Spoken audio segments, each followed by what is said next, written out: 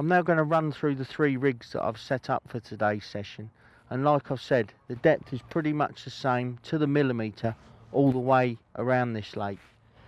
The 2 rigs that I've set up to fish pellets with are Team Darwa 3s 4x14s. This is my favourite float for this kind of fishing. It's nice and durable, it takes quite a bit of shot for its size, and also it's got a very thin hollow tip which is very buoyant but at the same time very sensitive.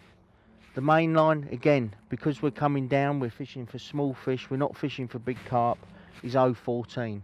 Again, it's quite strong, but I want it quite durable. I don't want the line to snap when I'm moving my float around. If I want to go a little bit deeper and go onto maggots, I might well be moving the float.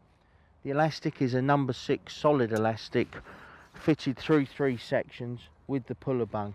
Again, I want the puller bung because some of these tension crusions will still go a little bit, and you do need this just to get their heads up. The shotting pattern is just a staggered bulk. Again, my favourite way of shotting it. It's very much like a much scaled down carp rig. If you can imagine a much lighter, much more finesseful carp rig, it's basically what it is.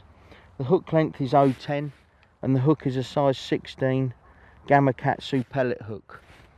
Now the reason that I'm using still a decent size hook is quite simple. Fishing expanders, it's very much like fishing casters in the old days. If you can get your hook inside it, use it.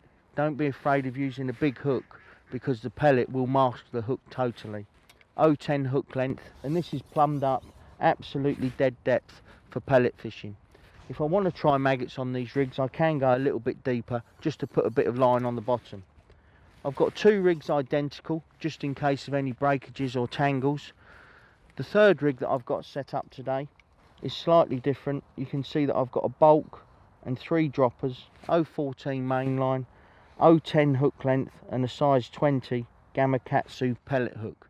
Now this is my maggot rig, and where this differs is obviously in the shotting pattern. I've got a bulk, the hook's slightly smaller, the hook length and the mainline's exactly the same.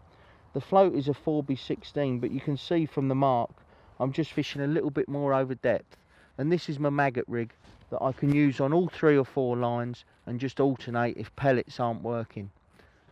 Again, number 6 elastic with the puller kit just to give me that added little bit of security if I do hook one of the slightly bigger tench or crusions.